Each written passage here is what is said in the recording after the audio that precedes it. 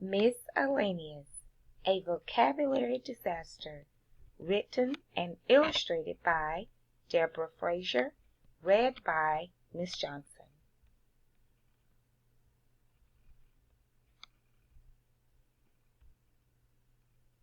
None of this would have happened if it wasn't for Forrest. Forrest is not a thicket of trees. Forrest is a boy, a sick boy, a boy sneezing and coughing all over my desk and pencils. I caught Forrest's cold and had to stay home from school on Tuesday. Tuesday is Vocabulary Day at Webster School. Follow my advice, never get sick on Vocabulary Day. On Tuesday afternoon, I called my best friend, Star, who is not a luminous celestial object seen as a point of light in the sky, but a very smart girl who listens perfectly on Vocabulary Day. She was late for baseball practice, so she spelled the first 14 vocabulary words as fast as she could. I had to scribble them quickly because her mom was calling her to the car. The last one's Miss Alaineus, Star yelled. I gotta go. I hope you feel better tomorrow, Sage. And she hung up the phone with a crash. I didn't feel much better on Wednesday. So my mom called Mrs. Page, who is not a single side of a printed sheet of paper usually found bound in a book. She's my teacher. And actually, Mrs. Page is a good name for her because she reads to us every day. My mom told her, yes, I had my math problems and my vocabulary words, and yes, I would get better soon. Every week, Miss Page gives us a list of words with a theme, like story writing or musical performance or electricity. We're supposed to look up each word in the dictionary, but sometimes I already know the words, so I try to make the definitions sound like I looked them up. I thought I was pretty good at definitions until this week. My mom says, pride goeth before a fall. Pride, an unduly high opinion of oneself. Goeth, Old English for to go. And fall, what happened on Monday? Vocabulary test day. By Thursday afternoon, my head felt like it was stuffed with cotton, and my throat felt swollen shut. I finished defining my vocabulary words while propped up in bed with a box of tissues on one side and a gigantic red dictionary on the other. It's hard to look up words in a huge book while you're in bed blowing your nose, so I made my own dictionary language for as many of them as I could. The last word seemed a little odd to me because I couldn't figure out what she had to do with snakes or categories or theories. Mrs. Page rarely gives us people's names on our vocabulary list, but we have had a few that turned into words, like Louis Pasteur from pasteurization and George Washington for Washington, D.C. So I decided she must have been included for a reason. Oh, this burning fever makes my future look dim and fuzzy. You should know that for years I had wondered who Miss Alaineus was. When I was little, I figured out that she had something to do with the kitchen, because the Miss Alaineus drawer held the spoons too big to fit anywhere else, the sharp corn holders shaped like tiny cobs, and the spaghetti spork, that weird cross between a spoon and a fork that perfectly lifts slippery spaghetti out of the bowl. I thought maybe she was an ancestor, which is an ancient relative long dead who left us all these odd things in the drawer. Then, just last year, my mom and I were at the grocery store, and it all fell into place. We were in one of those very big hurries when she said, you go get some of that long Italian bread and 2 sticks of butter. I'll get Miss Alaineus things and meet you here at the cash register. I found the bread and butter, and my mom came back with spaghetti sauce, a can of Parmesan cheese, a can of corn, and a big green box of spaghetti with a beautiful woman on the front.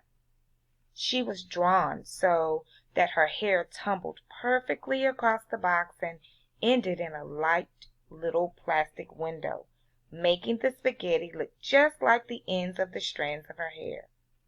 There she was, Miss Alaineus.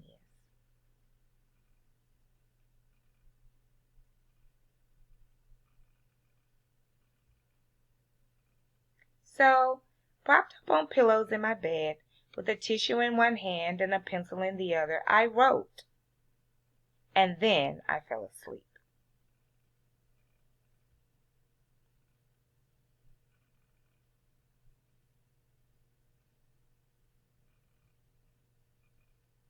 I finally got better over the weekend and felt great on Monday. I turned in my homework to Mrs. Page and sat down at my desk, glad to be back at school with my friends. I was even glad to see Forrest at our morning circle meeting. First, I want to remind you of the 10th annual vocabulary parade on Friday, said Mrs. Page. I hope you all are working on your words costume. Second, please remember to bring your bus money and permission slips for our Science Museum field trip tomorrow. And third, instead of our usual Monday test, we are going to have a vocabulary bee today. Everyone line up here by the chalkboard, and I'll choose a word from our list. After I pronounce the word, please spell and define it. If you are correct, go to the end of the line. If you miss the word, please sit down at your desk and look it up in the dictionary. Write the word 5 times and define it once. Star was first with museum. M-U-S-E-U-M. A building for exhibiting objects about art or history or science, she said, and went to the back of the line. Cliff.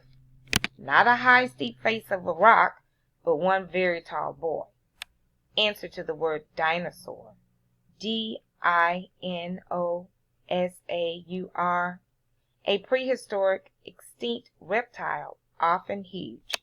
And he went to the back of the line. I was 10th, and when Mrs. Page called out my word, I spelled capital M-I-S-S, capital A-L-A-I-N-E-U-S, and added the woman on green spaghetti boxes whose hair is the color of uncooked pasta and turns into spaghetti at the end. There was a moment of silence in the room. I smiled at Mrs. Page. She waited to see if I would add anything else, and when I didn't, she grinned. Not smiled, grinned. To draw back the lips and bare the teeth, as in a very wide smile. And the entire class burst into one huge, giggling, laughing, falling down mass of kids. Forrest was doubled over. Star, my best friend, was laughing so hard tears came to her eyes. By now, even Mrs. Page was laughing. Pride goeth before a fall. I was sage, one who shows wisdom, experience, judgment. Why were they laughing? Wise girl with words, my dad always called me. What had I said? I was beginning to turn red.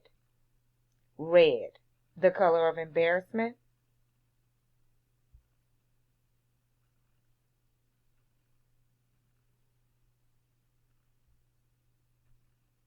Finally, the room quieted. Mrs. Page opened her dictionary and wrote on the chalkboard. Miscellaneous. Adjective. Consisting of various kinds or qualities, or a collection of unrelated objects. My jaw dropped as I looked at the spelling.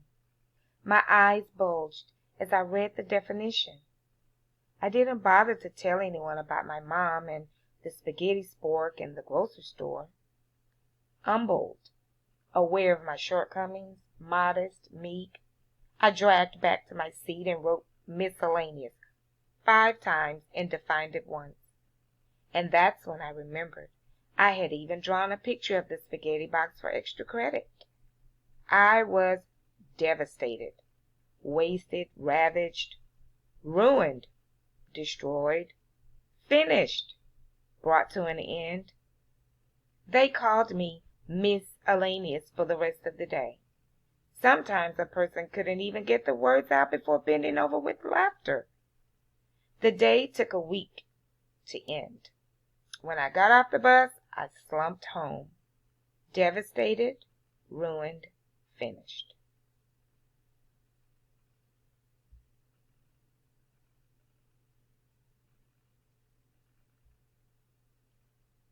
I told my mom the whole story, from the kitchen drawer to the grocery store to the vocabulary bee.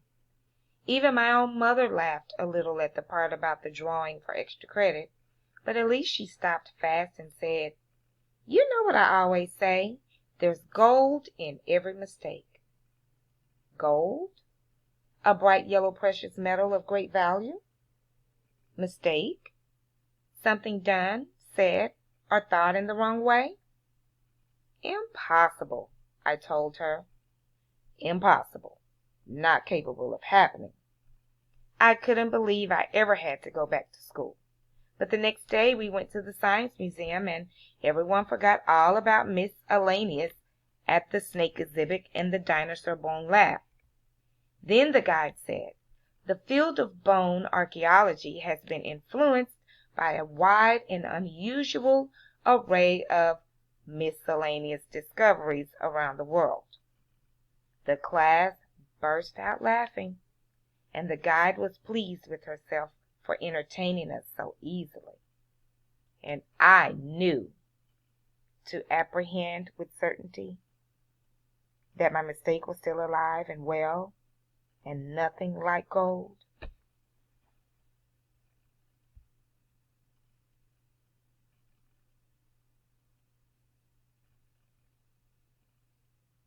After school, I lay on my bed and stared at the wall.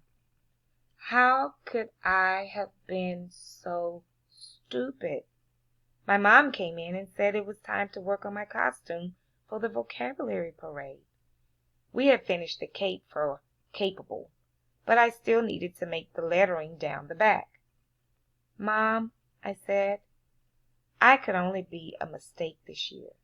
Miss Steak."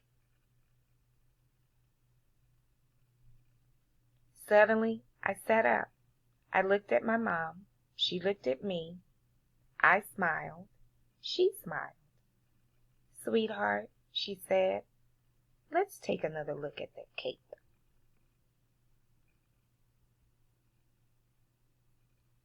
It took the most courage I've ever had to walk out on that stage as Miss Alaineus, queen of all miscellaneous things. But when Mr. Bell read my word and definition, everyone applauded and laughed wildly, in a manner lacking all restraint, and I grinned at my mom across the auditorium. Forrest came right after me. When he bowed his precipitation watering can had rained on Mr. Bell's new suit, and the entire audience gasped, then cheered when Mr. Bell smiled at his soggy clothes.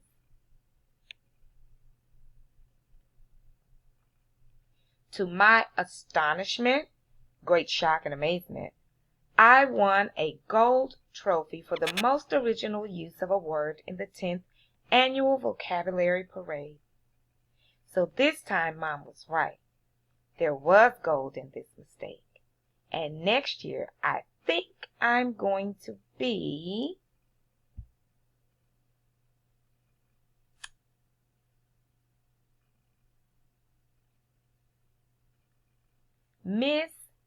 Mysterious, investigator of all things mysterious.